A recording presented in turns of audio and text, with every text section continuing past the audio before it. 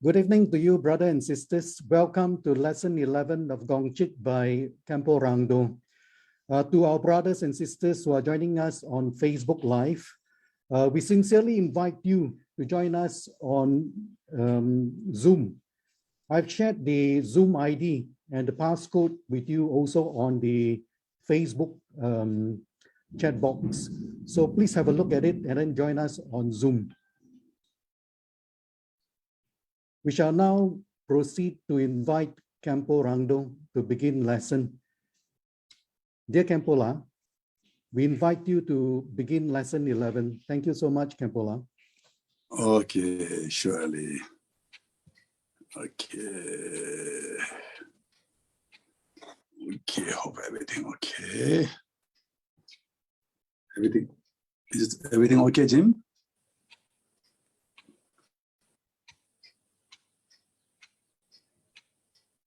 Jim, you are mute.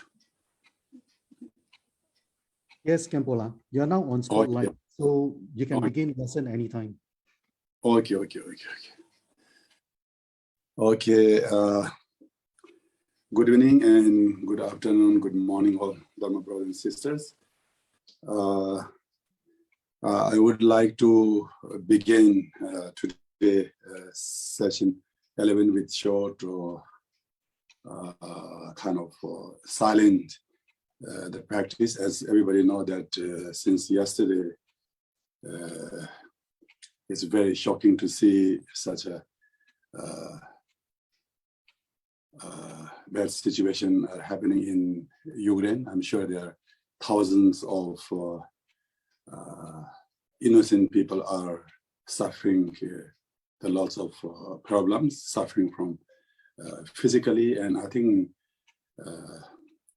maybe they are suffering more from mentally, hearing by all these sounds of bombs and all this. It is very sad to see anyway when we watch on news. So therefore we can't do much. Only the powerful leaders that can do, and they can stop if they want this kind of the world. But we common people, only we can extend our the sincere prayers for those people who are suffering unnecessarily without having any their kind of intention to have something like this kind of war. So therefore, I just would like to begin with short, maybe 2 minutes. We can do silent in a sense that we can think about all those people who are suffering, and then also we can extend our sincere the prayer of bodhicitta. So there's no the most powerful prayers other than bodhicitta. So just reflecting on the prayers of bodhicitta, and also focus on those people who are suffering in the world, and we just try to send our prayers while we be silent for 2 minutes. Okay, just begin for 2 minutes.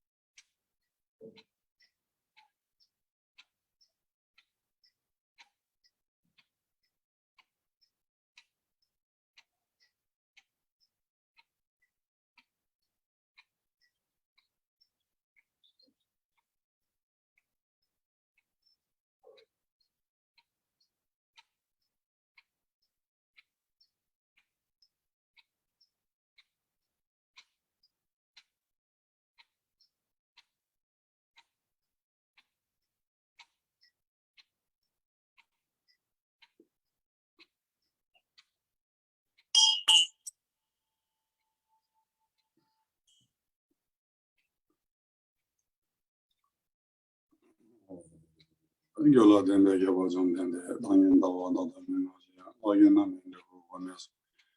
Oyamunda Yola Gujas, Omenjogi, Gavoran, and those on Yagon, Razin Chukum also ends up. So Yola Meja Logos, the Pavalon, Tommy, Solon, and there was a Shaggy Wallace. Gandro Chong in number Gujas.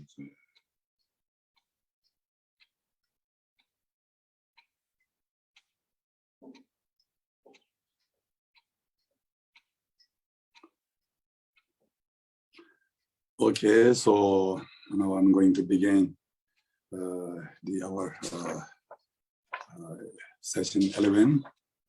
I think we completed the 17th, the Vajra statement from the 6th chapter, and today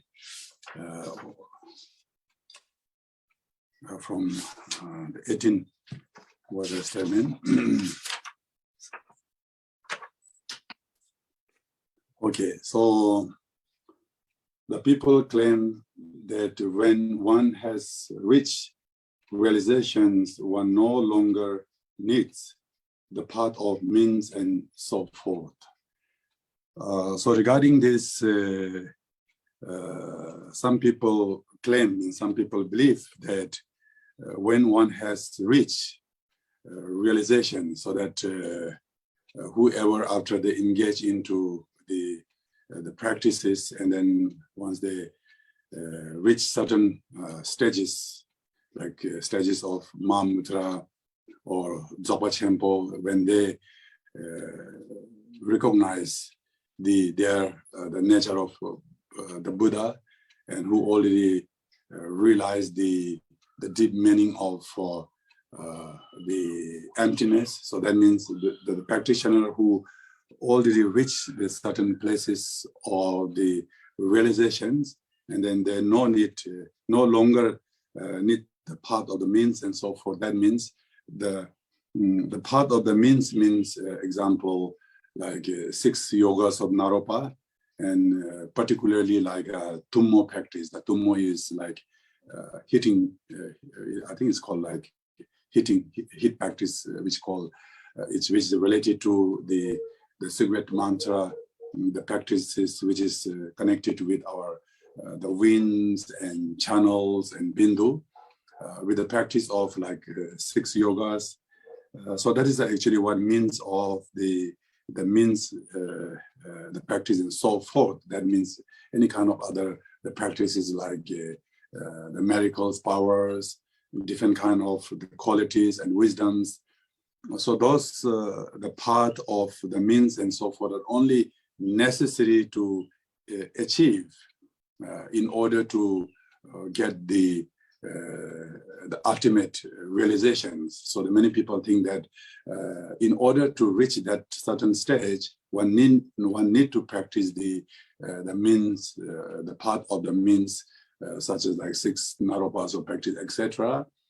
And then the one person already obtain such a stage, and then no need to have this kind of practices of 6 yogas and any kind of other practices like 6 paramita practice or any other practices are not necessary. But the Jigten Somgon, he said that for the processor of realization, the path of means and so forth is all the more necessary. So even the processor of realization, such as like the practitioner, like in a Kagyupalenis, like Marpalotsawa, Milarepa, of course, those practitioners are processor of realization. There's no doubt. And then also in like Indian 84 Mahasiddhas, and there are many all kind of the practitioner like Buddhas and Bodhisattva. They are kind of the processor of realizations. So after the practitioner that got the realizations, still they need to have the practice of the path of means and so forth. The reason why is that in order to benefit from all other sentient beings, because there is no limitations, there's no boundary that all these the great masters and all the Buddhas and Bodhisattva they need to benefit from other sentient beings until and unless the space remain. So there's no there's no limitation. There's no kind of deadline that when our space, the empty space will remain. So similar to that way, all the Buddhas and Bodhisattvas and great, the Mahasiddhas that who already reach such a stage, they do need to have this kind of practice of 6 paramitas and all the other qualities in order to benefit for sentient beings. Practitioner might not need to have such a the path of means like 6 yogas or naropa or many different kind of medical powers. But in order to benefit for others, they do need to have all these kind of the means and all these kind of methods so that they can benefit for thousands of people to showing their medical powers. Here I would like to quote one quotation from the sutra. It says that until you have obtained the concentrate meditative observation, even if you realize true reality, it will be without qualities. Therefore, the fierce heat is to be practiced. So the meaning is that the practitioner, until they obtain such a the meditation stage, still in order to receive the certain kind of qualities, so the practitioner, they do need to have a practice of like hits, like a tummo practice. There was a great master in our Digung Kagyu lineage, actually the root guru of our late Duang Rinpoche. I'm sure, especially many of your Singapore the devotees, they know about Duang Rinpoche. His the root, the guru, the name is Pajung Rinpoche. He is a great expert of practicing the hitting, the tummo practice. And I heard that on the roof of his meditation cave, of course, in Tibet, in all this Himalayan region area, during the winter time, they always fall a very heavy snowfall. But apart from the Rinpoche's retreat cave on the roof, everywhere is full of the cover by snow, except Rinpoche's retreat hut. The reason is that because Rinpoche is very advanced in practicing the tummo practice. The tummo means actually the hit. I'm sure nowadays there are lots of the video the clips on the Facebook and all the social media. I'm sure many of you might have seen that in those practitioners when they are practicing about the tummo, the hit practice. They do need to practice in the very cold weather, and then also they need to wear only one piece of white cloth in the very freezing the temperature. I'm sure many of you seen this kind of the video. Because of this inner hitting the practices, they can also survive, and they can also they don't feel cold because of the advantage of the tummo practice. So like that way, in order to benefit for the sentient beings, and the practitioner do need to show sometimes miracle powers. And in order to show such a miracle powers, they do need to practice the tummo and others, the 6 yoga of Naropa, dream yoga, and the poa and other things. So that's what I mean to say. Okay, now the Vajra statement, the 19 is, the people,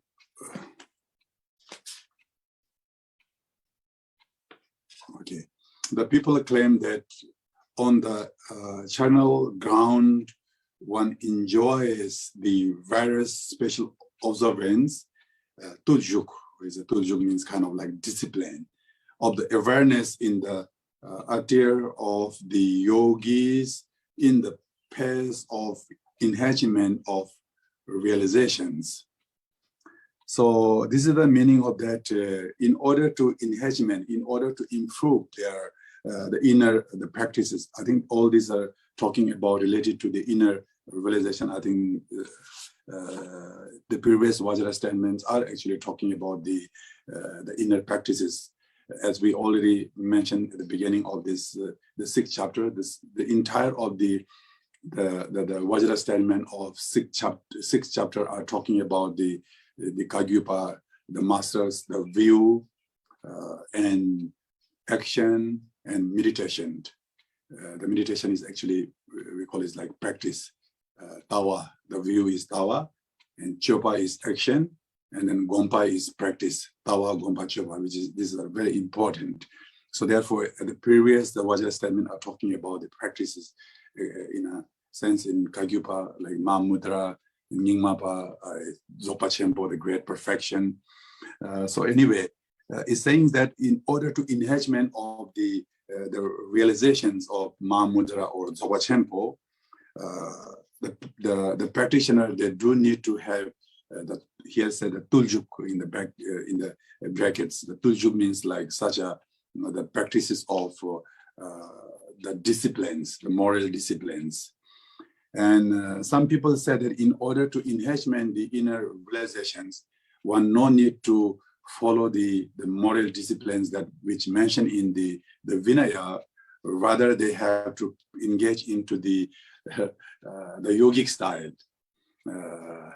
In a sense of the yogic style means they have to wear the six ornament which are made out of bone, ornament of ear, ornament of breast, legs, ear, and then also ornament of actually the different kind of necklaces.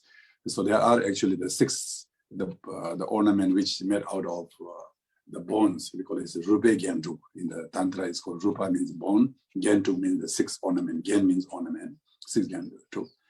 And then also the Mahasiddhas actually, they wear this six ornament, and then the Indian actually, the Mahasiddhas, they don't wear clothes, as they put ashes on their body, and then they wear the tiger skin on the lower part of the body, and then also they ride on the tigers and lions, and then also they're just roaming around. That was actually used to be saying that the practicing of in order to enhancement the inner realizations. So many the Mahasiddhas they used to do. So therefore, some people they believe in order to enhancement the practice of inner realization, one do need to give up the ordination. They have to give up the Vinaya vow, and they have to engage into such a deeds that what the master of Indian Mahasiddhas they perform. Like that way, we have to engage into that path, and through this way, so we can develop, or we can increase the power of inner realizations. That is what the many people are believing like that way. And then also even the Tibetan master also, they do follow like that like Indian Mahasiddhas. So might be some of they are really good, authentic, the proper practitioners. Might they are doing such a thing, or maybe many of them they just follow as assuming they are practicing on the Tantrayana. Remember, we already mentioned earlier time in the previous Vajra statement. Sometimes also when we conduct the sop offering prayer, and of course since the meat and alcohol are supposed to be symbolic of, alcohol is supposed to be symbolic of nectar, and then also many the people they like to consume alcohol during that sop offering time. But that is kind of like excusing that we are actually believing and assuming that we are practitioner of Tantrayana, although we don't have such the practices that which we can transform into nectar, but still we are consuming. Similar to that way, so there must have been during the time of Jigten Songgon in Tibet, the Tibetan master, they just follow the Tantrayana and assuming that, oh, we are the follower of Indian Mahasiddhas, like Guru Rinpoche, and we can allow to drink alcohol, we allow to marry, and they do all sort of things. So therefore, Jiten Sumgon, what he meant to say is that having the highest regard of discipline conduct is the specialty distinguish the conduct of awareness. You see, the Jiten Sumgon said that, of course, he is not rejecting such the activities that all Indian Mahasiddhas are performing.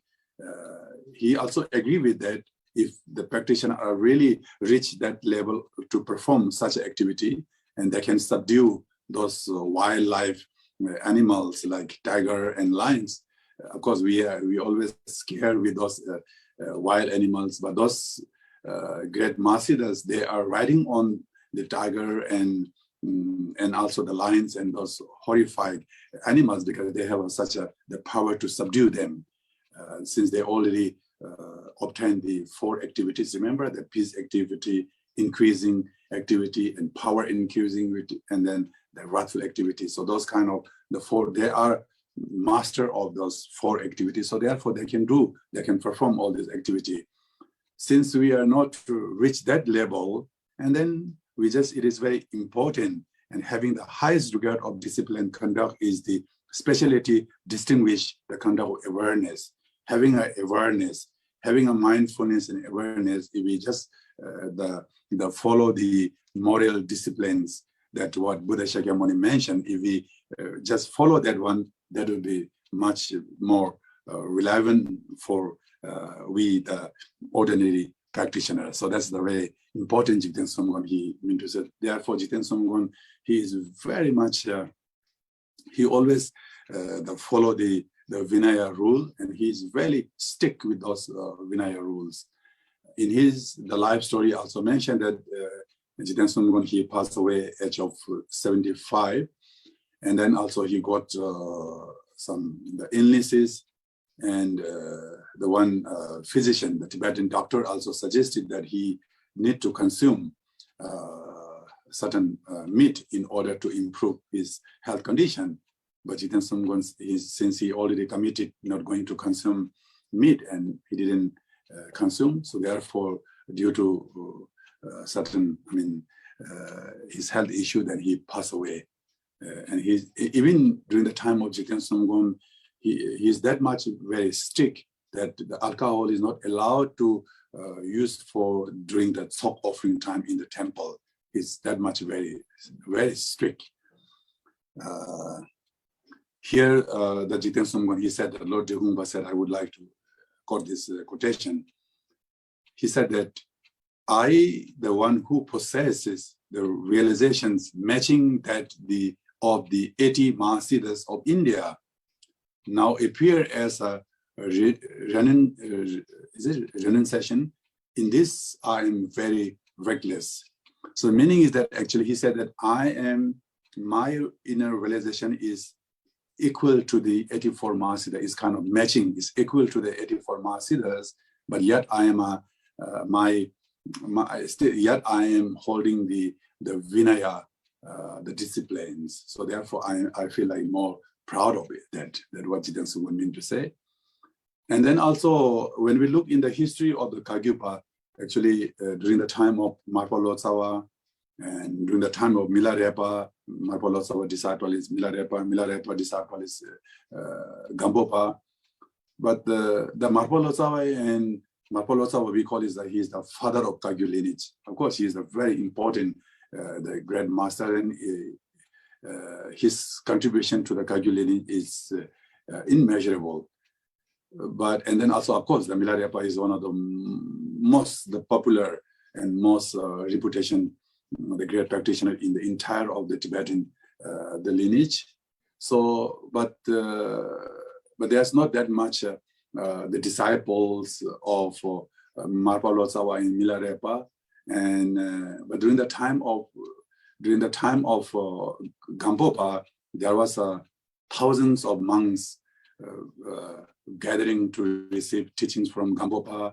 And then also the Gampopa, he managed to spread the Buddha's teachings every corner of the Tibet different regions. So that means that Khenpo became so popular, and there was thousands of the followers to Khenpo. And also Khenpo mentioned that I don't have any special, super special, the quality or the realizations which my master Milarepa and Marpa Losava, which they don't have, but yet I am the follower of the Vinaya rules. Since I am a bhikshu, I am a gelong, so therefore I got such a the thousands of the followers, in a sense, like monks and nuns, I guess. So that is the Khenpo also mentioned.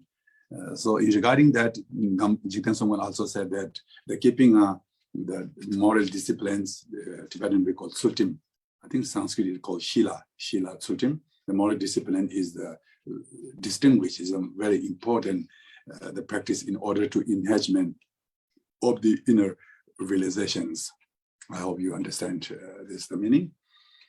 Now the next the Vajra statement is the people claim that the great meditative equipoise of the Busuku is also again Sanskrit words. Busuku is the ultimate conduct. So some people think that actually in the people they claim that the great meditative equipoise means that when they are practicing, there are actually the three types of actually the action. We call it the one, the practitioner that who like what do you call that? Elaboration activities. They like different kind of activities which called elaboration activities. And there are some, the master or some practitioner who just like simplicity. They don't like that much things. They just like to have a very simple city, the simple activities. So therefore, in order to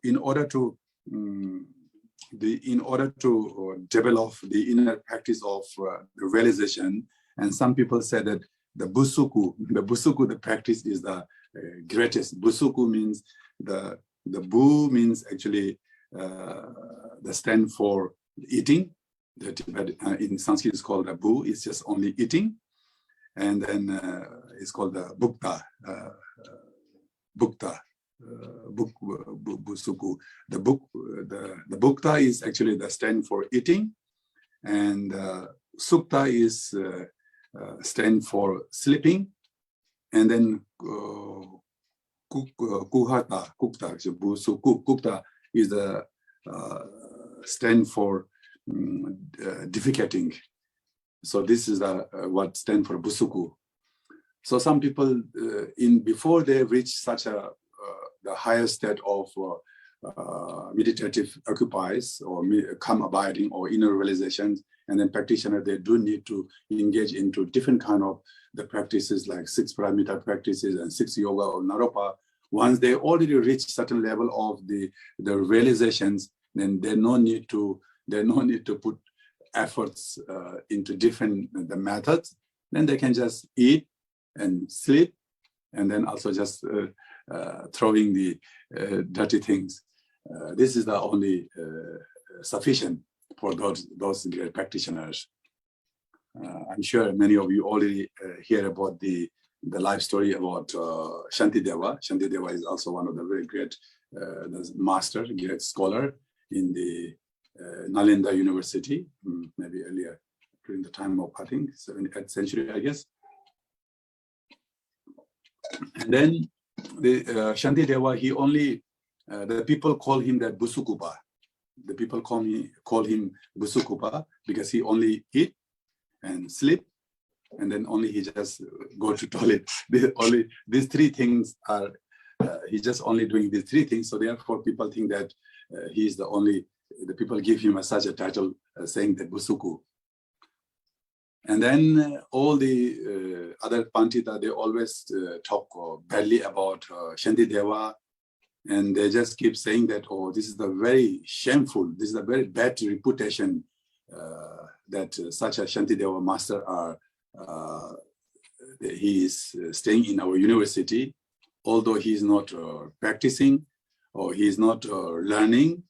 He's doing nothing apart from sleeping and eating and go to toilet. Only these three things that he's performing. So it's very shameful for our university. So we have to try to dispel from the university. And then some say how we can dispel, how we can kick out him from our university.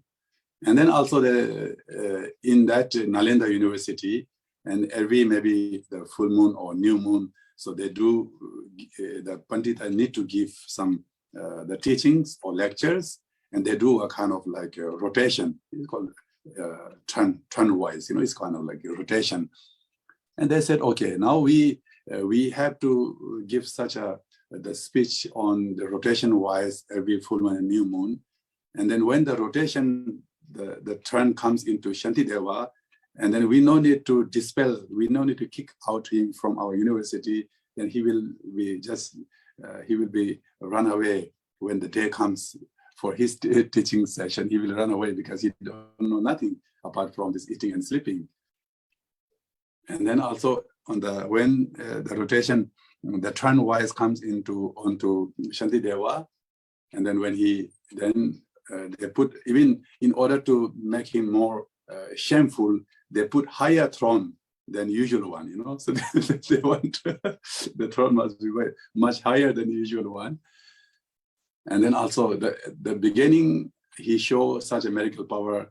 They don't know how he already stepped up on the throne. He showed miracle power and he stepped up on the higher throne. And then he said that at the beginning, should I teach today, which the great scholar already taught previously, or should I teach someone who did not teach before? And they said, okay, you can just teach something that which nobody taught before. Then he started teachings on this Shantideva, the way of Bodhisattva life that takes. And then everybody got very shocked, because usually people think that he, apart from his eating and sleeping, he doesn't know nothing. And then when he reached the ninth chapter of the wisdom chapter, and then there is certain the verses at that level, and then he just flew in the space, So he just flew on the sky. So that kind of the miracles he showed, and everybody got very shocked. So therefore, it is very difficult to judge that who is a great practitioner and who is not. So it's very difficult to say, even among us today, who we are, also difficult to see who are great practitioner. So therefore, actually, some people say that is the Busuku activity is the very great sufficient. We no need to have any other things once they already reach such a level. But Jikam Songgon, he said that if a Busuku were without the three dharmas, he would be a Shavaka or Pratyeka Buddha aiming for peace. Yeah, actually, of course, the practicing of Busuku is not bad, but even the practitioner of Busuku, they do need to have the three dharmas of the practices.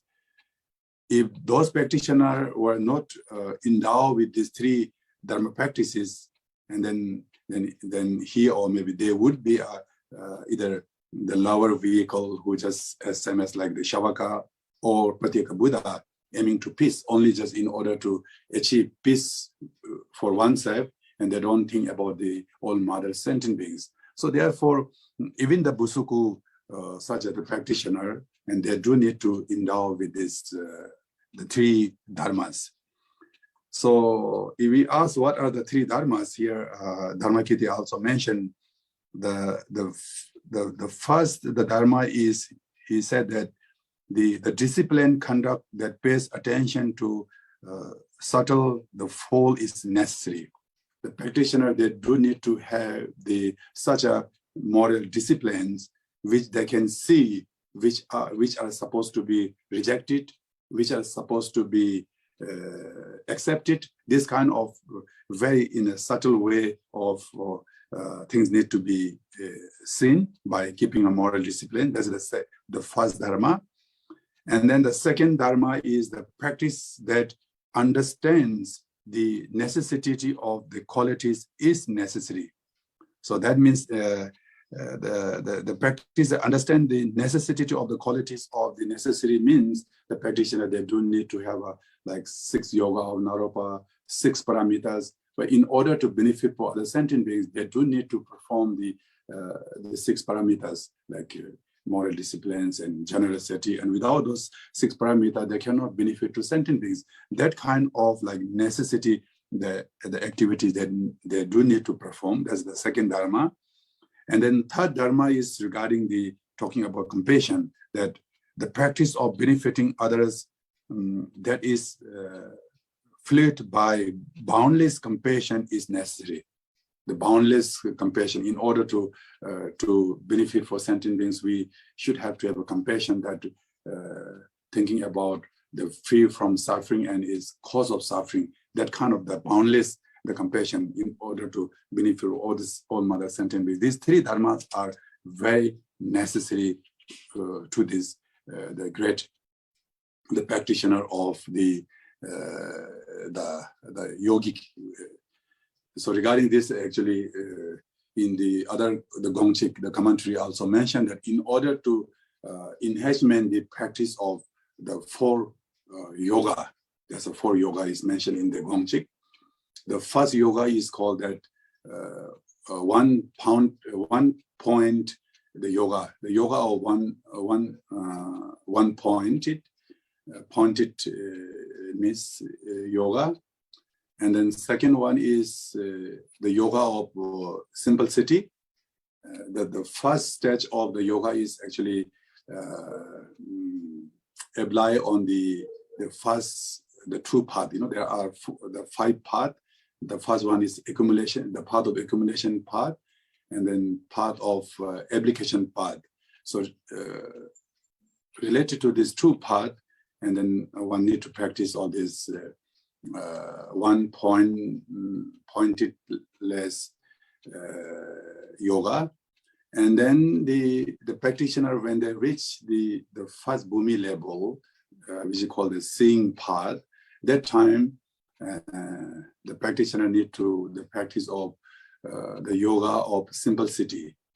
The Tibetan we call the total. And then after that, when they reach the 4th path, which is we call that cultivation path, we call it Gomlam, and that time they need to the practice of Rochik, one test. Rochik means the one test. There's no differences between samsara and nirvana. There's no differences between relative truth and emptiness truth, or absolute truth, like that kind of the realizations of the non-duality that we call is one test, the yoga of one test. And then also the practitioner, when they reach the final stage, the 5th one, the path of no more learning, we call it Gommet, no more learning, the path. At that time, and then the yoga of non-meditation, then the practitioner no need to meditate anymore because he or she already reached certain level. So that is the actually in the Gongchig, the commentary also mentioned, therefore, in order to enhancement of the practice of the 4 yoga, and then also one do need to have these 3 dharmas. Okay, I hope it's clear with you. Okay. With this, actually, we already completed the 6th chapter. 6th chapter. Now we are going to begin with the 7th chapter, which is the resultant, the fruit one. Now the resultant, the state of Buddhahood. So this, which is the final, the result, which is the Buddhahood. So regarding that, now here is actually again the 15th Vajra statement. The first Vajra statement is the people claim that there are two truths at the stage of Buddhahood. People claim that there are two truths, means the relative truth and absolute truth. There's a two truth here. And the many people, they believe there are two truths at the stage of Buddhahood. Reason why they are saying is that because the Buddha has two wisdom, we call it wisdom or knowledge. Sometimes it's called wisdom, sometimes it's called primordial wisdom, whatever we can call. So there are two types of the wisdom, two types of knowledge. One is we call as knowledge of the knowledge of nature, and then another one is called knowledge of existing phenomena. The knowledge of nature is absolute truth. So that means the practitioner, or maybe the Buddha's the Buddha, which he has the knowledge of the nature, which the Buddha knows the reality of all the phenomena, the nature of samsara and nirvana as a sameness. There's no differences in the state of absolute truth. That's what we call it the knowledge of nature. And then the knowledge of existing phenomena means the Buddha, at the same time, also the Buddha knows during the time of the post-meditation, and the Buddha knows everything in a very detail, everything, the characteristic and the classifications, and that everything he knows in very detail. So that is we call that the knowledge of existing the whole phenomena. So because of the Buddha has two wisdom or two knowledge, so therefore the knowledge of nature is absolute truth. Knowledge of existing the phenomena is the relative truth. So therefore the Buddha has the true truth at the stage of Buddhahood. Some people believe like that. And also some people believe that the Buddha at the stage of Buddhahood, there are actually the true truth, because of there are three kayas: Dharmakaya, Nirmanakaya, and Sambhogakaya. And the Nirmanakaya and Sambhogakaya belong to relative truth, and the Dharmakaya belong to absolute truth. So therefore, since the Buddha at the stage of Buddhahood, since there are three kayas, so therefore there is a two truth. So some people claim and some people believe that there is a true truth at the stage of Buddhahood. So I don't want to go into detail about the true truth. Otherwise, it is actually a big topic and big subject regarding the true truth. It is very difficult. There are actually many arguments in the Abhidharma, and then also particularly in the Madhyamika, the philosophy regarding if we raise our questions, are the two relative truths are the same or two relative truths are different? We cannot say relative truth and absolute truth. We cannot say as the same. We cannot say these are the totally different. Example, I just would like to give one reason. Actually, there are four reasons, each of them. Example, one reason is that if we say the relative truth and ultimate truth is different, and then we have to see absolute truth other than relative truth, which is very difficult to pinpoint, which is difficult to find out. So therefore, in the Heart Sutra also mentioned the form is emptiness, and emptiness is form, so that we cannot find separately. And then if we say the relative truth and ultimate truth is same, if we say same, the false is here, and then why we ordinary people, we don't see the absolute truth? Because since we see like any kind of object, example like this cup is like a relative truth because it's made out of different kind of the cause and condition. Everybody we see the cup, but we don't see the nature of its nature as like absolute truth. So therefore, if we say that relative truth and absolute truth is same, then all we common people, we have to see the reality of the nature of phenomena, which we don't see. So therefore, we cannot say it's the same. There are many other the reasons argument for that. But now here the Jiten Sangwan, the point is at the stage of Buddhahood, there is no distinction between the two truths. Jiten Sangwan said there's no distinction. So he said this is kind of like unity. We cannot say it's the same. We cannot say these two truths are totally different. So therefore, in the Dharmakiti, in the Gongchig also, he mentioned that the true truth, such as like Dhatu and Gnosis, Ing and Ishe. Dhatu is actually Ing, Tibetan, Dhatu, Ing, and Gnosis is actually Ishe. The Ishe is the primordial wisdom, and the Dhatu, the Dharma Dhatu are not separated. It's kind of like non-dualistic, these two things. Similar to that way, property and property owner, the emptiness and dependent origination, existing and non-existing. We cannot make separating these things. We cannot separate it existing and not existing. We cannot separate it emptiness, interdependent origination. It's a total, we cannot separate it. So therefore, here Nagarjuna, the Namasamgati also mentioned that the proclaiming the non-dual as non-dual, he remains in the limit of reality. So the proclaiming the non-dual as a non-dual, so he remains in the limit of reality, means in the ultimate state. So therefore, it is very difficult to say that two truths exist at the stage of the Buddhahood. So therefore, Jiten Sangwan, his view is that there's no distinction between the two truths. We cannot make distinction. We cannot make separated. And regarding that, there are very nice quotation. I like this quotation very much from the Arya Nagarjuna also. He said, I think we already got this quotation previously. Samsara and Nirvana, these two, this do not exist as a two.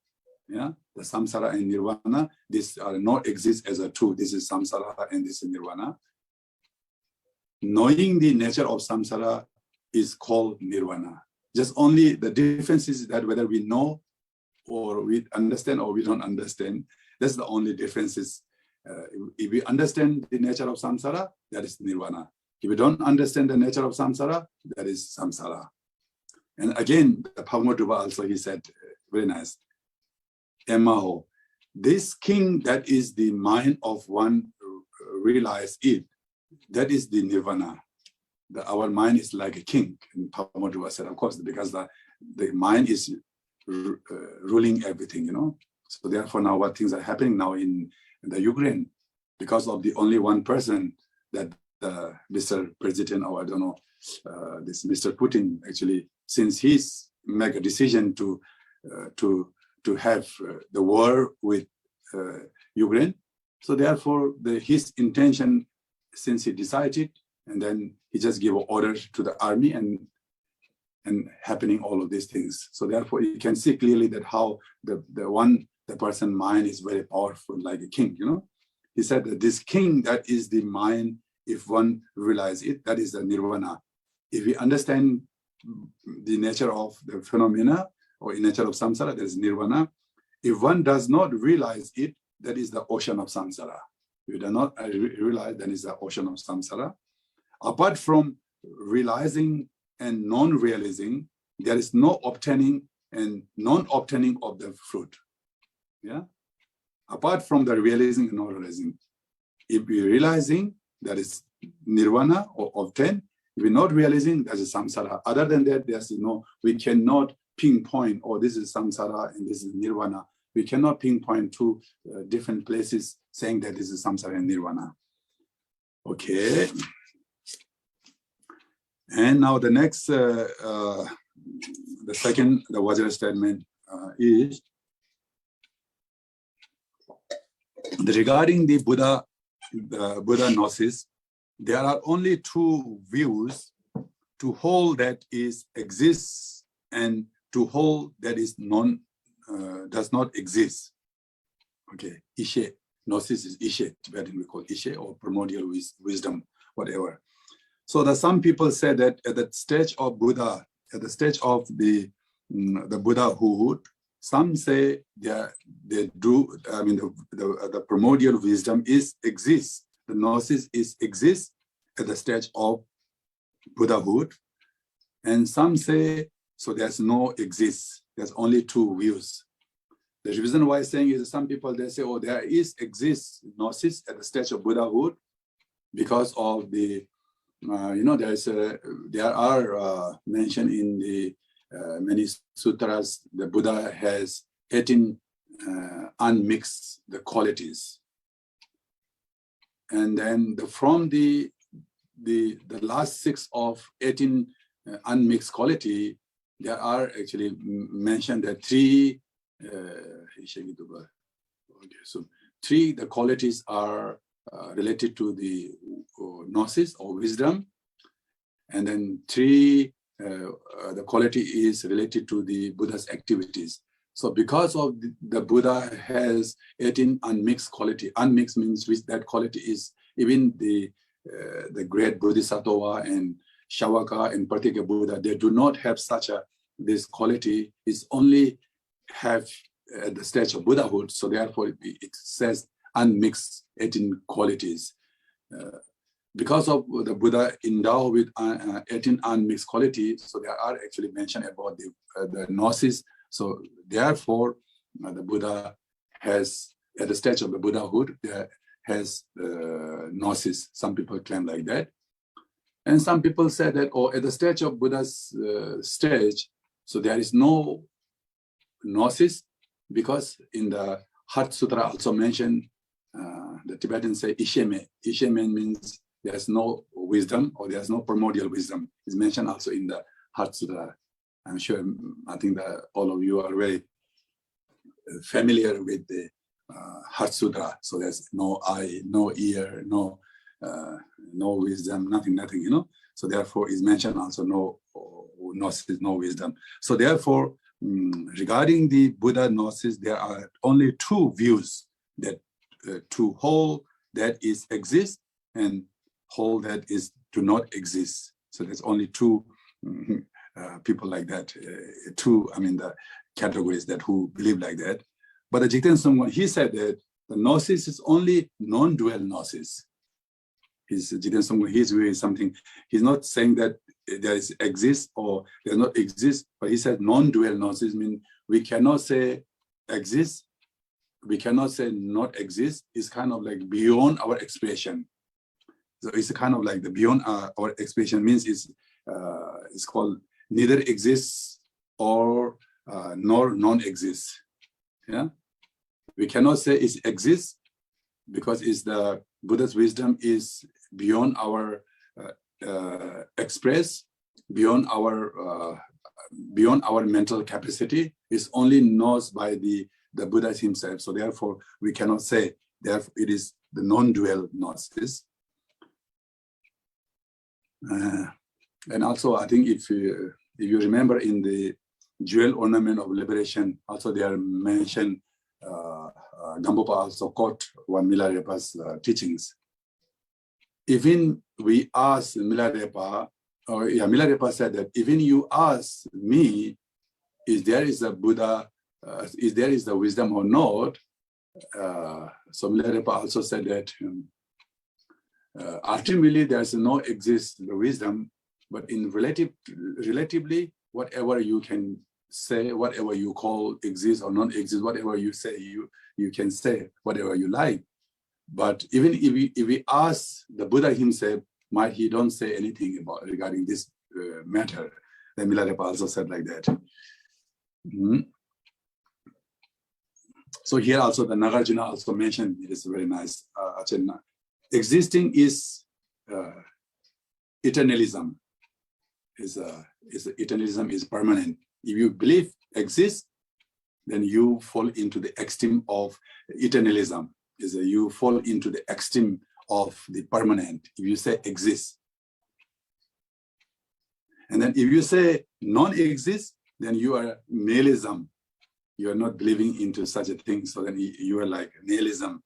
You are falling into the extreme of nihilism.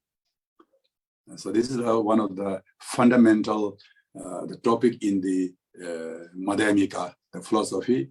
in the Madhyamika philosophy, always regarding this, the nihilism and eternalism are actually discussing very much. So therefore, the Madhyamika is always keeping in the view of the middle way, without falling into this path, without falling into this path, and then always the focus on the middle one. So therefore, also in the middle way of saying there's no past, there's no future, and then also we have to be always in the moment of in the presence.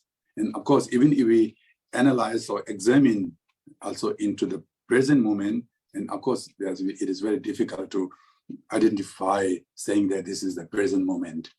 So this is one of the very interesting the topic in the Madhyamika. If you really study, I'm sure many of you already study the philosophy texts of Madhyamika, which composed by Nagarjuna, Mula. What is that Mula? I don't know in Sanskrit.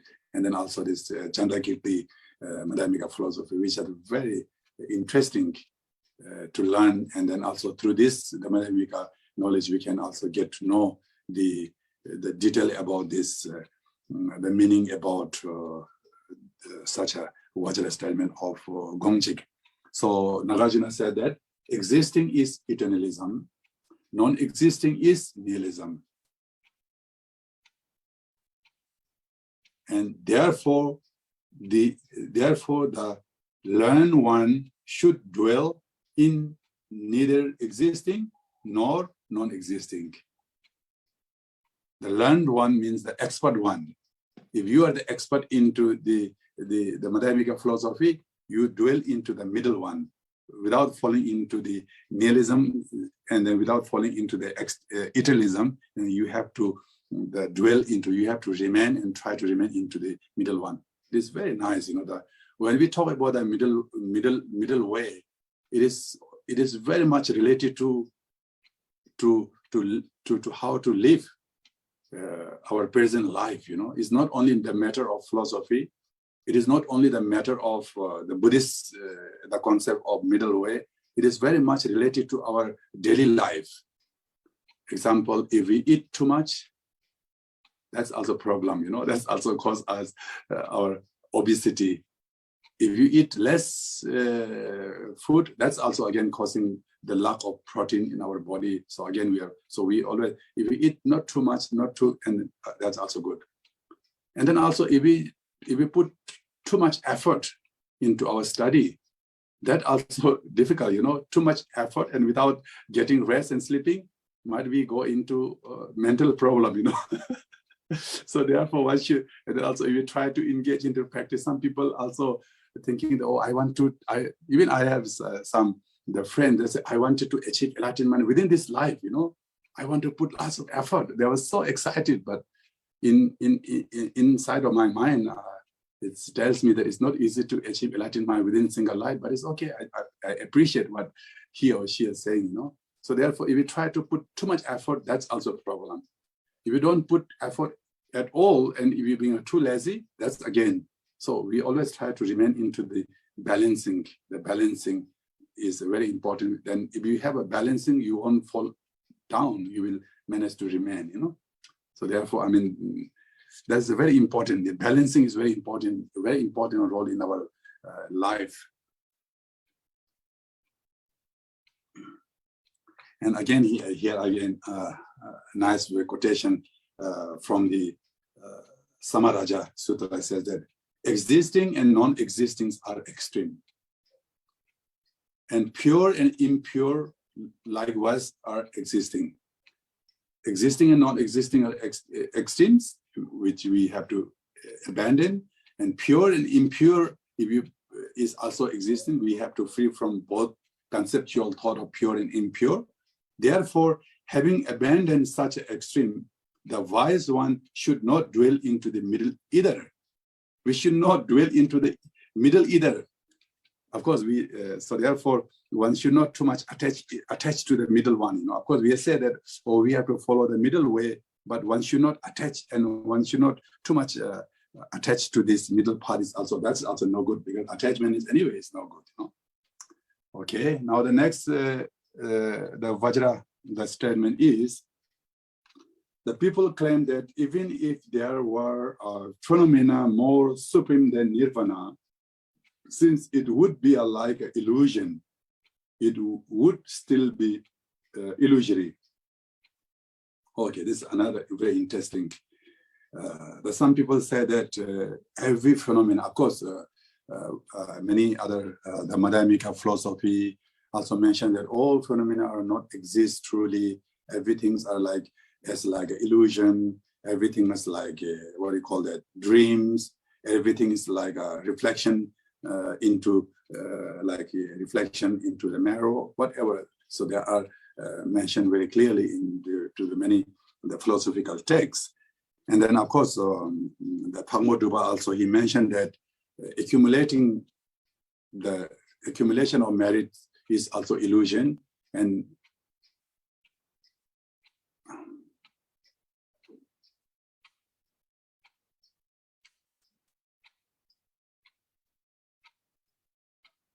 can you hear, James? Is something problem? It's okay, huh? Okay. Okay, so that, okay.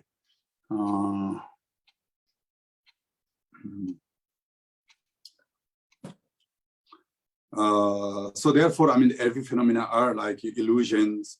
So some people claim that even there are what phenomena more than supreme. Actually, there are no any phenomena more than the nirvana. Nirvana is the highest stage. So we have to obtain the nirvana. There's no another thing to achieve, which is the most top is nirvana. So even if there is the nirvana is also like an illusion. Even if there is a phenomena which is more supreme than nirvana, that is also illusion. Since it would be like an illusion, it would be still be illusory. So that's belief. But the Jitendra Samgwan, he said that the gnosis is completely beyond illusory phenomena. The reason why he is saying that, because the gnosis or wisdom, the primordial wisdom is not, it is not, I mean, capable to make judgment by our conceptual thoughts. It is beyond our experience. It is beyond our capacity. So we cannot make a judgment on this, the Buddha gnosis, whether it exists, whether it not exists, saying that this is the illusory or not illusory, whatever. All this matter is actually only the conventional way, the relative truth way we can express at our level, but we cannot make such a judgment at the stage of the Buddha's level. So therefore, the gnosis is completely beyond illusory. So as already mentioned in the state of the previous, the Vajra statements, I think this is exactly some that as the previous one mentioned, the gnosis is only non-dual stage. Similar to that way, actually the gnosis is completely beyond illusory phenomena. That means it is beyond our expression. That is what they mean to say.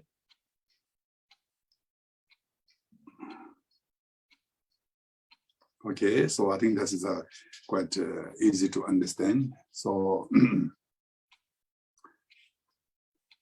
now the next one is the next Vajra statement is the fourth one is the people claim that the mind of the Buddha is from the second moment onward, not a violent cognition. Okay, so now this is again talking about the parmana, the Tibetan we call sema.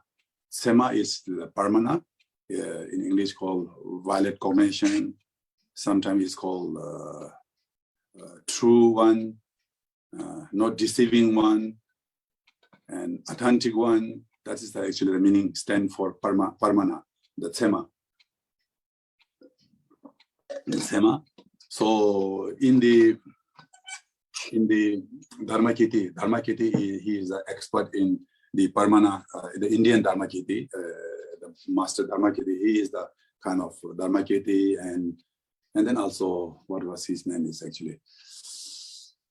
Oh, Dignaga. I think Dignaga, the Chowlang Dignaga. So they are actually the father of the Parmana in India. Those days in the Nalanda, 7th, 8th centuries in the Nalanda University, the Parmana is one of the most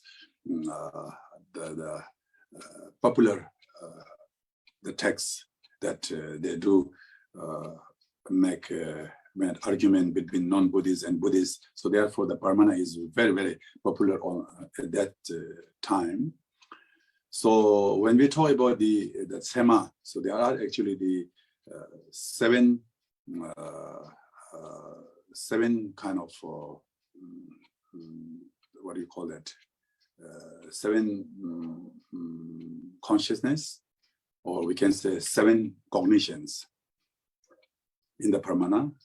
And then two of them is like valid cognition, which is the true cognition. And then out of seven, and the five are non-valid cognition.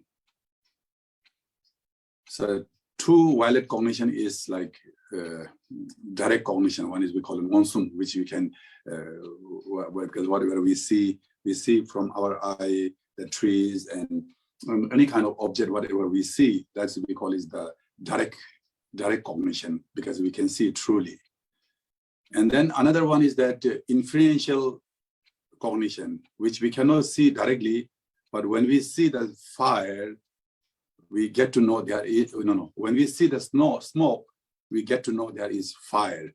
Because seeing the result of the fire, the smoke, we can make judgment there must be the fire. Because of the smoke, we can prove that there must be the fire. That is we call that inferential cognition.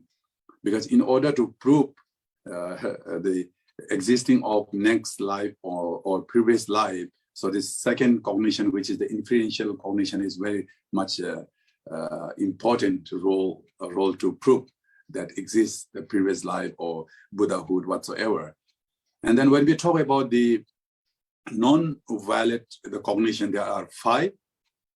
The first one is we call this matopa, not understanding, totally not understanding, mato. And then second one is loktok, means wrong understanding or understanding mistakenly or something. That's the loktok. And then the third one is doubt, not clear, not sure whether this is true or not. This is something like we are still in the dilemma, not sure. That's the doubt. That's also non-valid cognition. And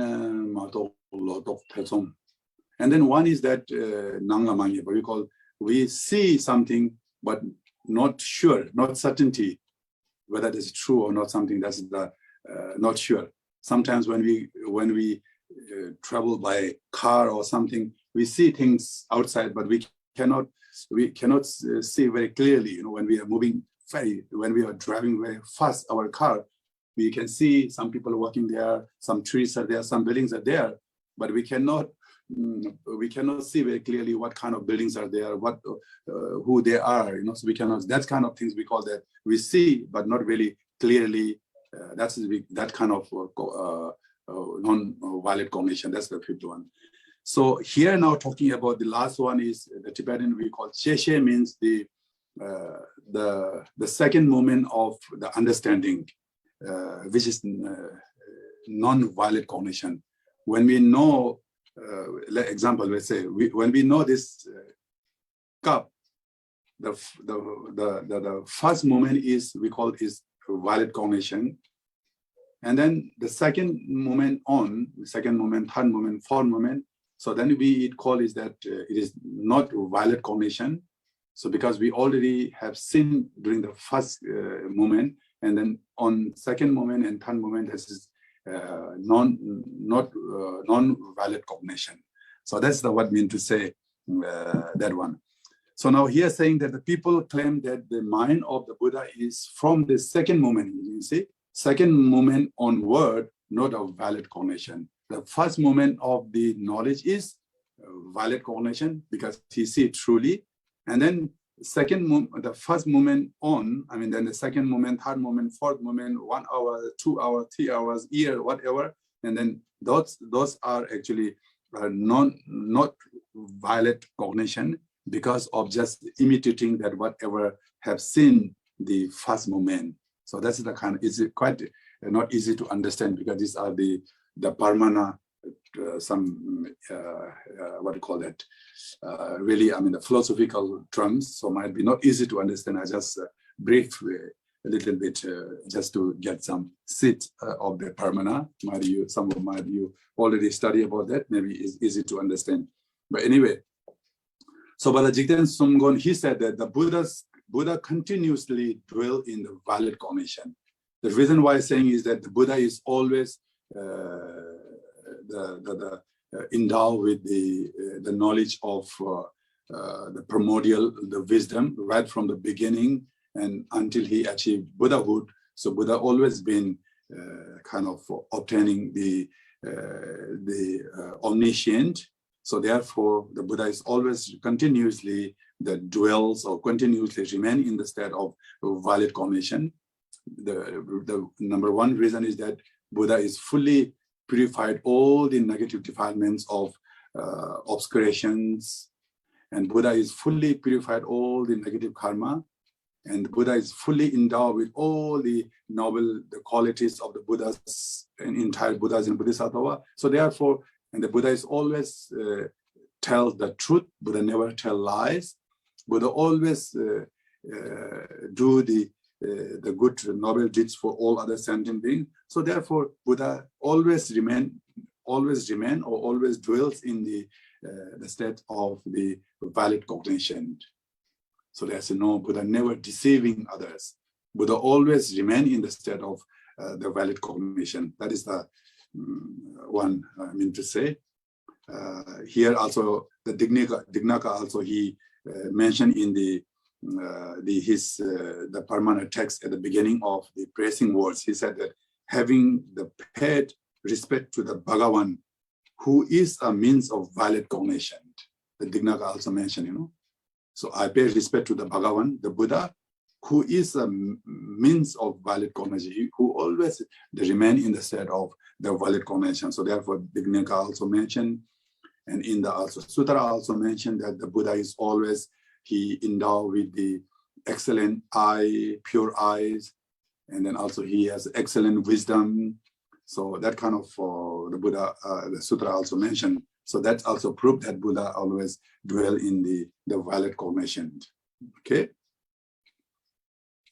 Okay, now the fifth, the Vajra statement is, the people claim that once the one has abandoned the will of knowledge object within the Buddhahood, the mental engagement is interrupted.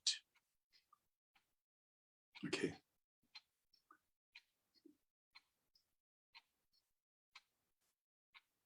Okay, so some people believe that until and unless the Buddha achieve the Buddhahood, and then Buddha do have the kind of mental engagement of because the Buddha because at the time of the Bodhisattva stage, so there are different stages, like 10 stages, and there are 5 parts, and accordingly, so Bodhisattva need to abandon certain obscurations. They need to obtain certain qualities and certain kind of wisdoms, and we already explained in the previously that 1200 qualities and 12,000 quality and 1200,000 qualities. Accordingly, the stages of the paths. So Bodhisattva do need to abandon obscurations. Remember the obscurations of epileptic emotion, obscurations of knowledge of object, obscurations of the karmic obscurations. Because of these 3 types of obscurations, the Bodhisattva need to abandon accordingly at the stage of the paths. Until the first bhumi, the Bodhisattva will abandon the obscuration of karma, and up to the 7th stage of the Bodhisattva will abandon the obscurations of epileptic emotions, and at the last stage, the 3 stages, the 8th and 9th and 10th, and then Bodhisattva will abandon the obscurations of knowledge of object.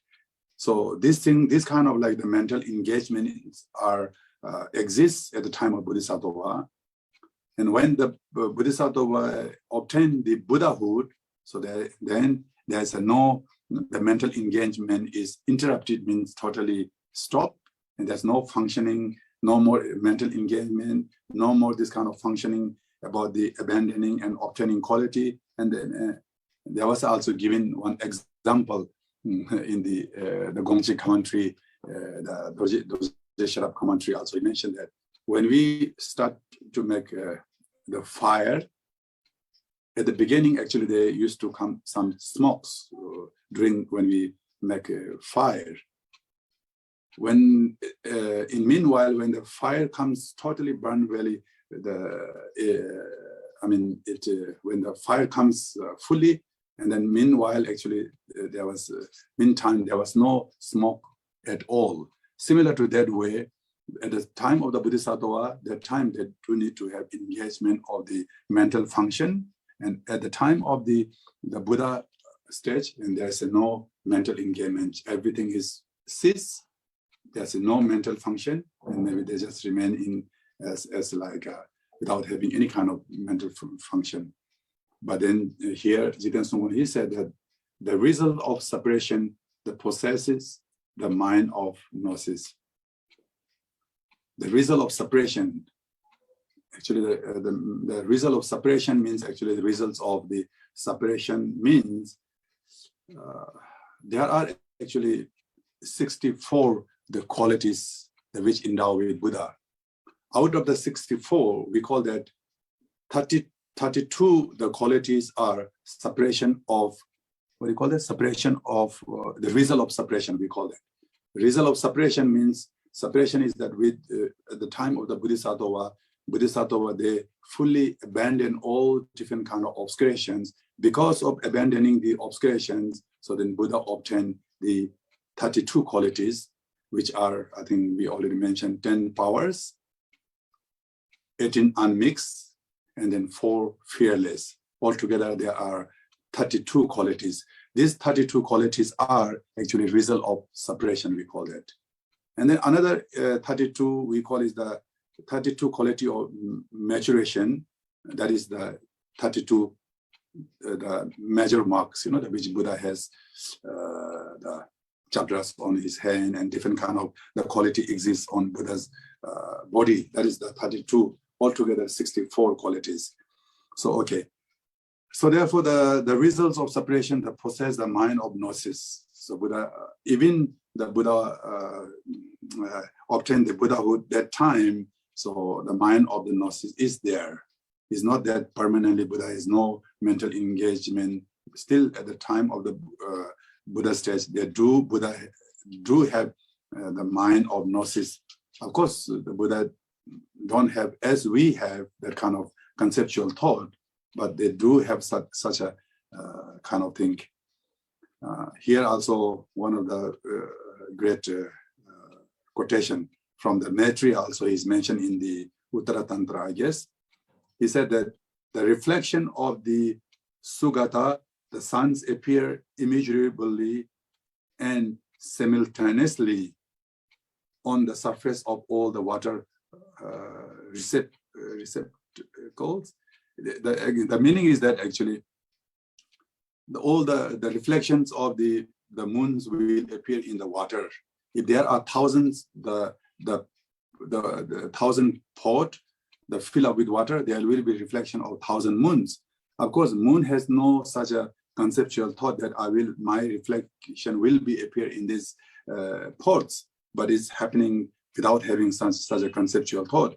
So similar to that way, so Buddha is always reflecting and always benefit through the emanations of Nirmanakaya and Sambhogakaya in order to benefit for all sentient beings. That is what I mean to say. Okay, now the sixth one is the people claim that since it is beyond dualistic structures, the Dharmakaya has exhausted the cause and condition. Okay, so the people claim that since the beyond dualistic structures, when all these are actually totally related to all the understanding each other is making more clear. It's not a different topic, but all are talking about the result, the Buddha stage. So since the beyond the dualistic structure, so Buddha is the beyond the dualistic structure. So the Dharmakaya has exhausted the cause and conditions. So there's no more cause, no more condition, because the Buddha is beyond the dualistic structure. But Jigten Sangwan, he said the Dharmakaya possess the qualities and this. The Dharmakaya possess the qualities, because in order to benefit for sentient beings, so Buddha need to manifest into the different form, such as like Nirmanakaya and Sambhogakaya. And of course, when we talk about the Nirmanakaya, so there are actually the 4 different kinds of Nirmanakaya. The one is the Nirmanakaya, we call that Supreme Nirmanakaya. That's like the Buddha Shakyamuni who show like the 12 deeds of 12 activities, like that we call that Supreme Nirmanakaya, Supreme Emanation.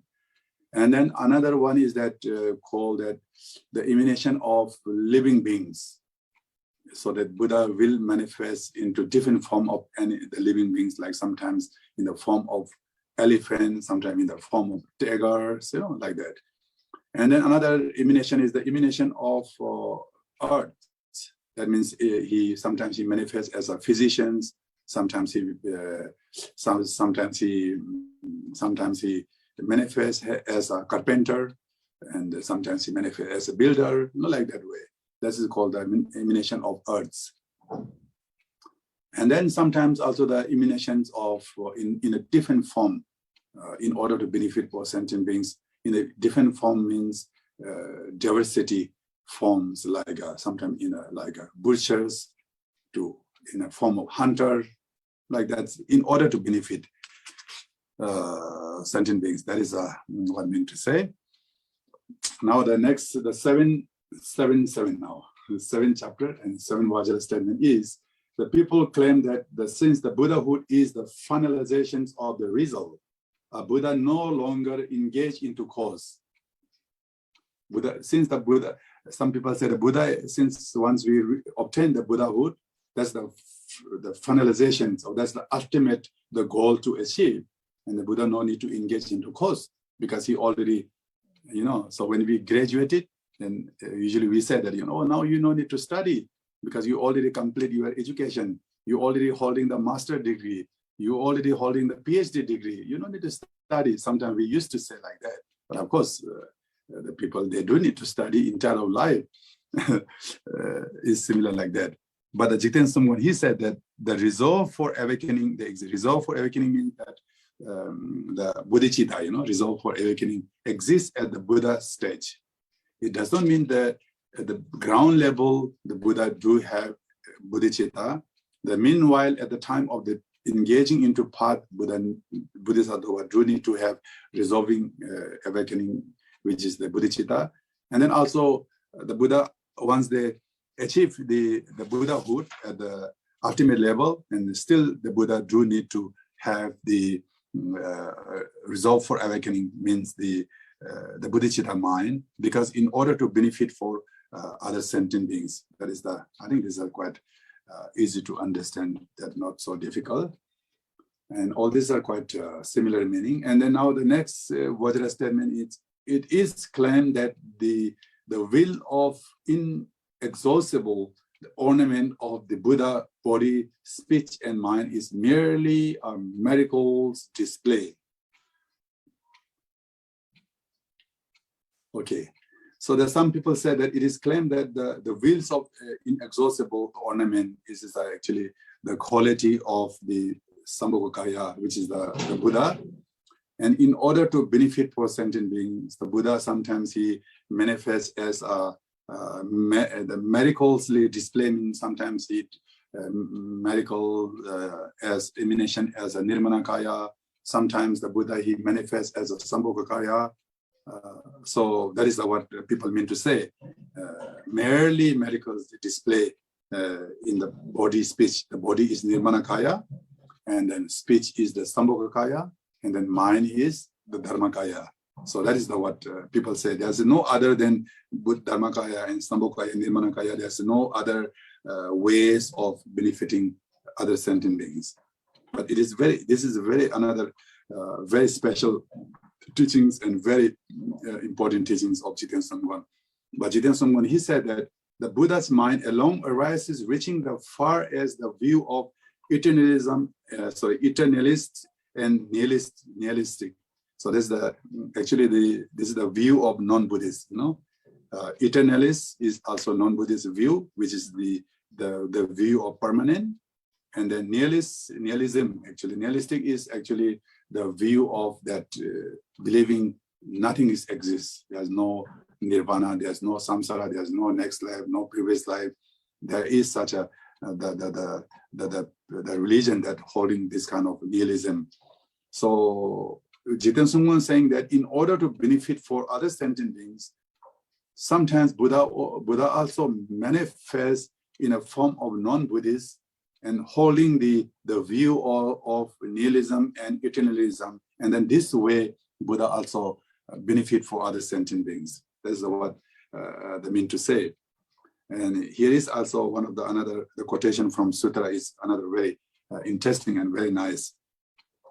He brings beings to maturation, although not blind, like a blind man. The Buddha is not blind, but in order to benefit for sentient being, he just manifests as a blind man. Although not crippled, but like a cripple means who are not really has a problem of leg, but he walk like that. Although not a child, in a way of child. He's not child, but way of child he manifests. But the Buddha benefit beings into graph of Indra and Dharma, and for some in the graph of Mara. But the worldly ones are unable to understand this. Sometimes Buddha manifests as Indra, the king of Indra and king of Dharma. Even sometimes in order to benefit for sentient beings, so Buddha manifests as a Mara. Mara means like demon, ghost. So yet the people will not understand that these are the manifestations of the emanation of the Buddha. So therefore, if the Buddha manifests as a Mara, why not? His view can be manifest as believing as a eternalism and nihilism. So this is a very interesting the topic that you mentioned in the Gongchig. And regarding this, the same meaning, the Vajra statement, here is also the nearly same actually. The ninth one is, the people claim that the Buddha accomplished the benefit of beings through Buddha emanation, but not through anything else.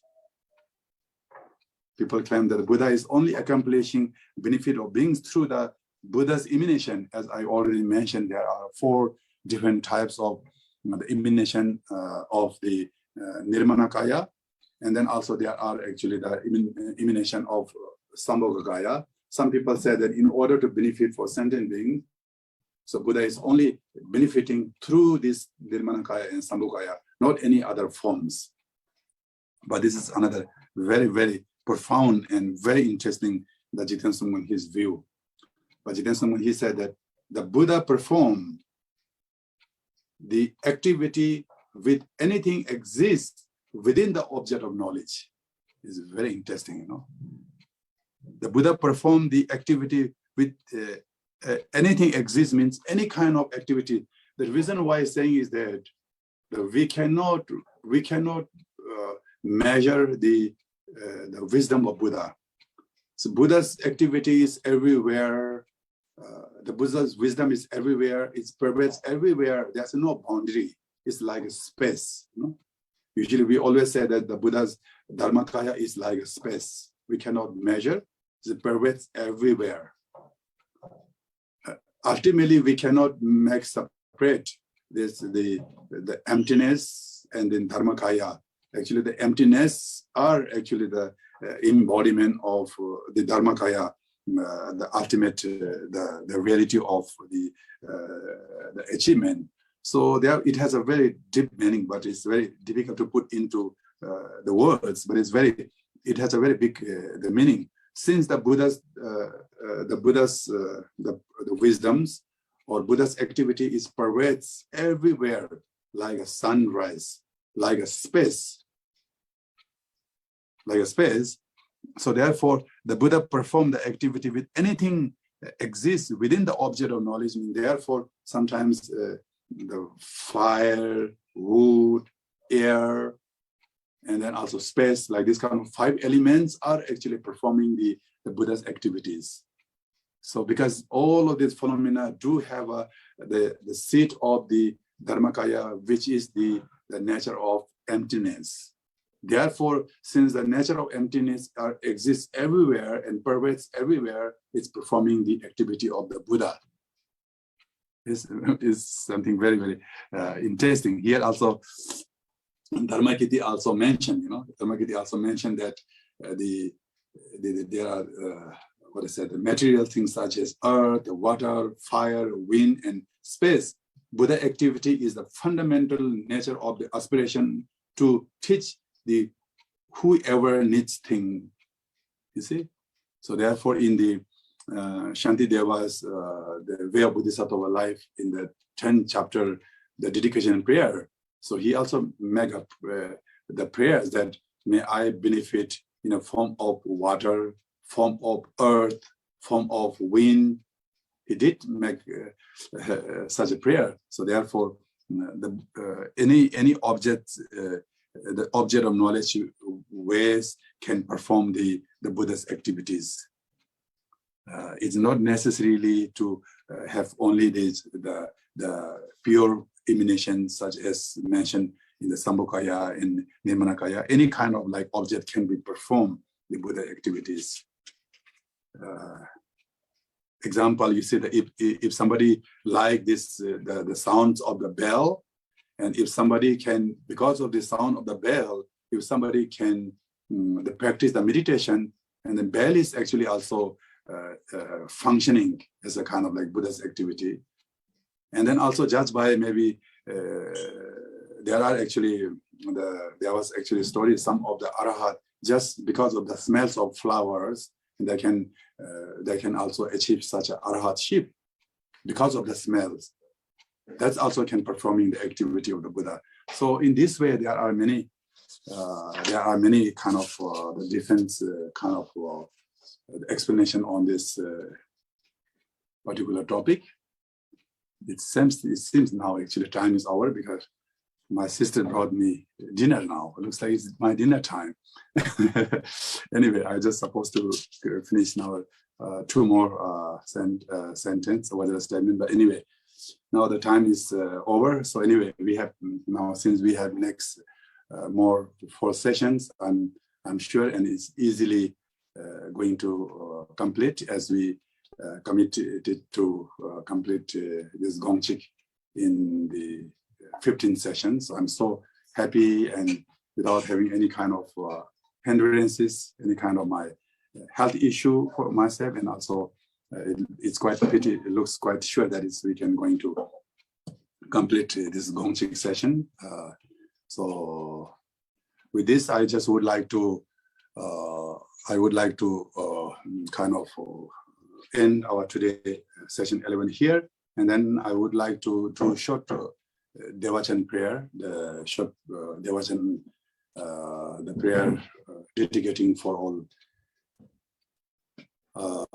the people that who are suffering in the Ukraine, and as well as also there are many people in Russia also who don't want this war, and who are actually also praying to and also raising their voice to stop this war. So for dedicating for that, also if you know the chanting prayers, of course you can follow along with me. Otherwise, you can just make your prayer from your heart, sending your prayers to all those the people that who are suffering.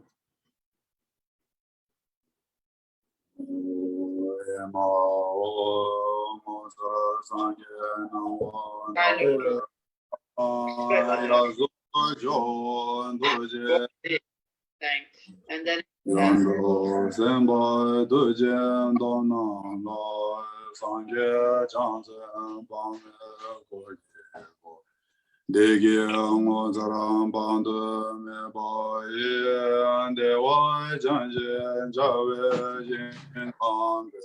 Dajen denan zebo egyo man Gongchig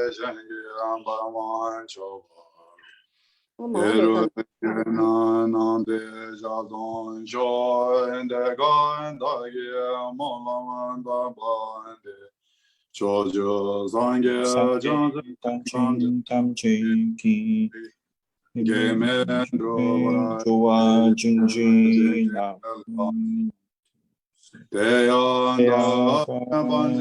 Junji Awa Buddha Na Yin So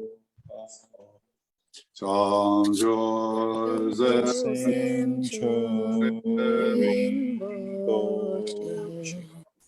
Ma Kye Vana Chu Chi Kye Pa Niệm Pa Ne Pa À, mẹ Con nên con từ thế không phải cầu nguyện thôi. Đúng rồi, mẹ nghĩ phải đỡ đỡ cô ít một lần lên con. Không biết được đâu. Em quên nhà bác những lần thứ hai. Thế à?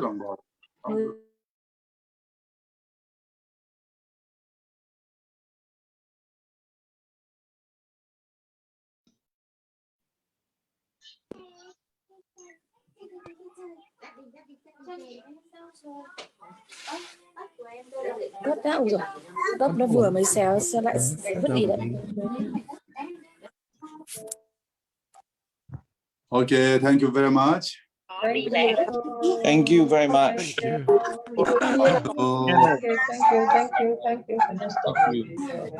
Thank you very much. Thank you, Khenpo. Good night. Goodbye. Okay, good night. Goodbye. Goodbye. Good night. Thank you. Thank you. Thank you. Thank you.